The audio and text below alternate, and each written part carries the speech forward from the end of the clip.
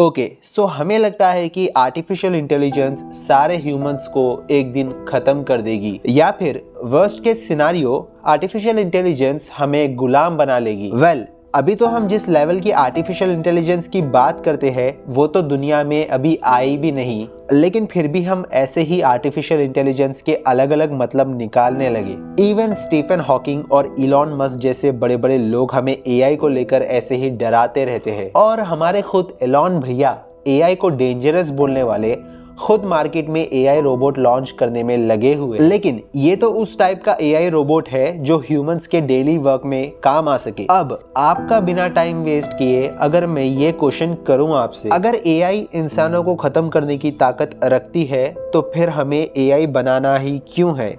AI तो already exist करती है, लेकिन बहुत ही बेसिक लेवल पर। हमारे मोबाइल में भी थोड़ा बहुत एआई सिस्टम है एंड इवन कंप्यूटर्स में भी ये एग्जिस्ट करता है। लेकिन एआई को लेकर खतरा तब नजर आता है जब एआई बहुत ही ज्यादा एडवांस हो जाएगी। So let's get to the point.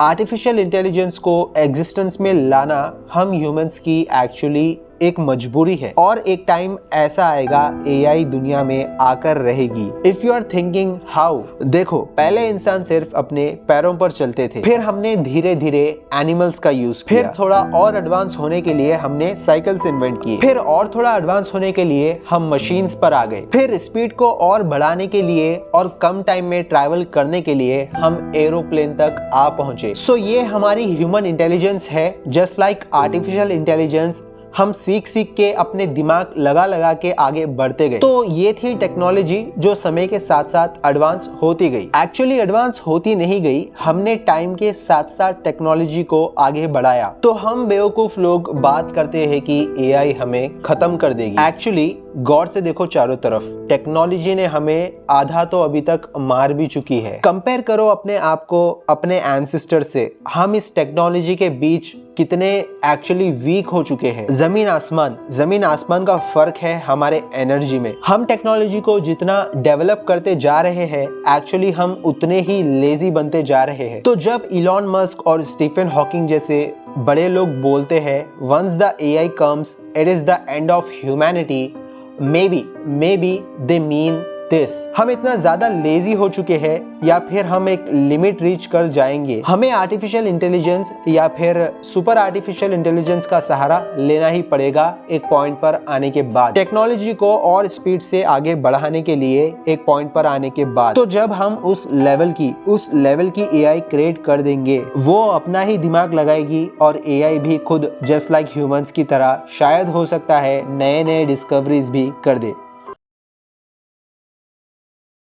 अब जैसे टेक्नोलॉजी अच्छे काम के लिए भी यूज में आती है, तो जैसा आपको पता है कुछ लोग टेक्नोलॉजी का गलत फायदा भी उठाते हैं। तो थोड़ा सोच कर देखो तब क्या होगा एआई का जब वो ऐसे गलत हाथों में लग जाएगी। देखो गाइस, हम जिस एआई की बात कर रहे हैं तो हम उन रोबोट्स की बात नहीं कर रहे हैं जो यस सर नो सर बस इतना ही कहकर बस ऑर्डर्स लेंगे और हमारी गुलामी करेंगे। हम सुपर आर्टिफिशियल इंटेलिजेंस की बात कर रहे हैं। We are talking about creating a brain, जिस ब्रेन की सीखने की और सोचने की पावर हमारे ह्यूमन ब्रेन से शायद हो सकता है कि 100x ज्यादा स्पीड होगी, जो ह्यूमन ब्रेन से बहुत ही ज्यादा स्पीड से कोई भी चीज को बस देखकर चीजों को सीख पाएंगे। अब जो ये बात है कि रोबोट्स में इमोशंस नहीं होते, लिटरली सुपर आर्टिफिशियल इंटेलिजेंस का यही मतलब है। वो ह्यूमन इमोशन को भी देख कर बस ऐसे ही सीख पाएंगे। नाउ जस्ट इमेजिन अगर दुनिया में कोई बंदा एग्जिस्ट कर रहा होता जिसका ब्रेन आइंस्टाइन के ब्रेन से 100x ज्यादा एडवांस है, तो क्या वो हम पर राज नहीं कर रहा होता? सो एट द एंड कुछ भी सोचने में पैसा नहीं जाता, तो मैंने अपना ओपिनियन बता दिया इस वीडियो में। अगर एआई उस लेवल की आती है जिसके बारे में हम बात कर रहे हैं तो क्या होगा? वीडियो एंड हो चुका है पर ओपिनियन नहीं। आप अपना ओपिनियन शेयर कर सकते हो कमेंट सेक्शन में। प्लीज जरूर कमेंट करना, हम कमेंट सेक्शन में एआई को लेकर और डिस्कस करेंगे। वैसे भी मैं एक छोटा यूट्यूबर हूँ, तो मेरे पास इतना टाइम है मैं आपके कमेंट्स का रिप्लाई कर सकूंगा। सो यस, मिलते हैं कमेंट सेक्शन में आपके ओपिनियन के साथ।